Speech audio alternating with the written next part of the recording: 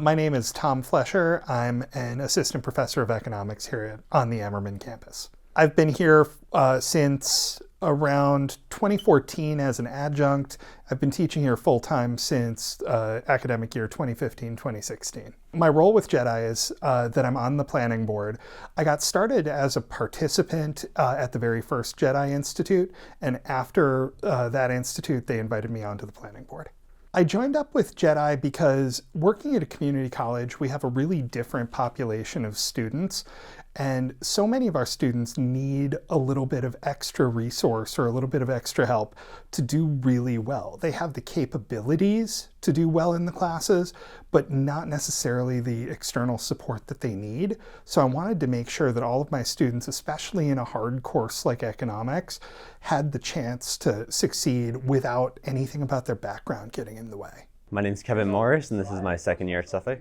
I'm taking microeconomics with Professor Flesher. Professor Flesher is somebody who's very high energy, very involved in the class, and even though we're still pretty early on, I could just tell this is gonna be a good class and not a class I'm gonna mind waking up at 8 a.m. to go to. Applying JEDI in the classroom has a couple of different looks when I'm doing it. The first is I try to make sure that I give every student a chance to participate in the class so that I'm not just relying on the students who are volunteering.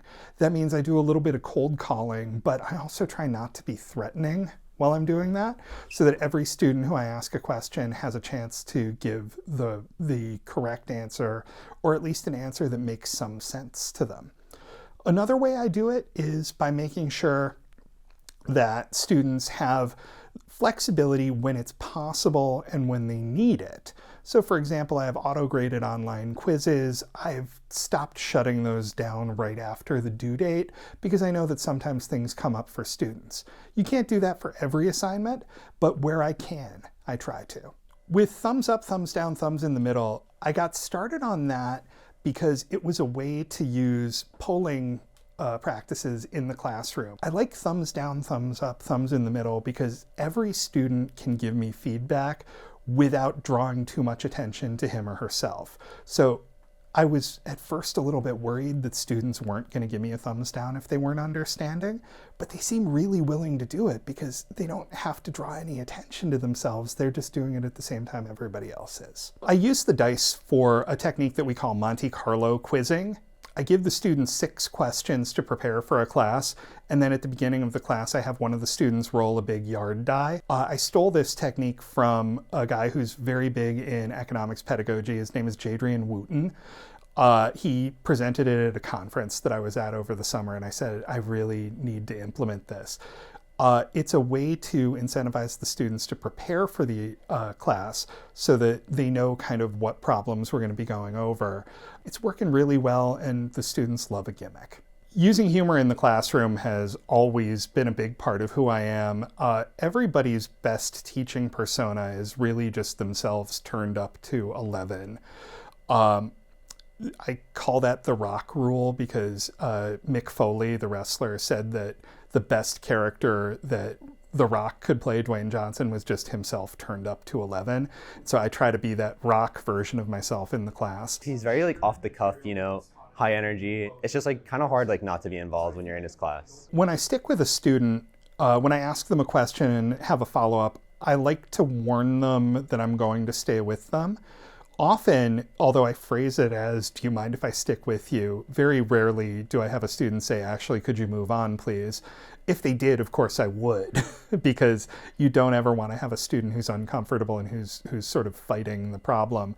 But that's just a big expansion of a technique that I learned again when I was doing test prep, which is that when you ask a question to the whole room, you're really asking a question of nobody. And it's not fair to a student to put them on the spot and not give them a chance to know that they need to be prepared. A lot of students are struggling with anxiety, particularly coming out of the pandemic and coming back to campus classes. And anything we can do to reduce that anxiety, like telling them, here's what I'm going to do. I'm going to ask you a question, then I'm going to ask you a follow-up. It makes them less anxious, and it means that we have more energy we can devote to learning economics. I'm not sure if the students notice JEDI practices in the classroom as much as I feel like they feel comfortable in the classroom. And that's important to me. I don't want them to think that I'm going through the motions of being inclusive or of paying lip service to diversity. I want them to just have a better experience. I feel like having somebody who is like him and just like feels like you are being inclusive is just like very useful and just very positive for like everybody in the room.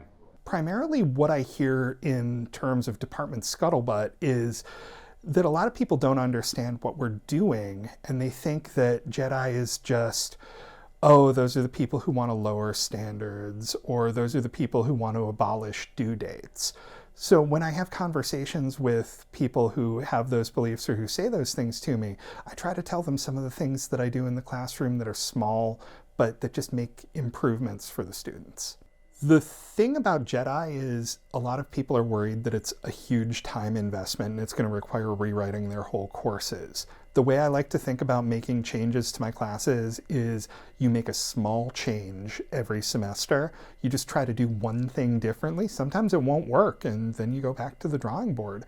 But just make sure that you're making small, manageable changes so that every time you teach a course, it's a little bit better than it was the previous time. The purpose behind JEDI is making sure that everybody who's at a school, regardless of what school it is, but especially a school like Suffolk, has the chance to succeed. Everything that I do at Suffolk is about trying to get students the chance to be more successful both here and moving on to their four-year school. And so JEDI is just another way of accomplishing that goal.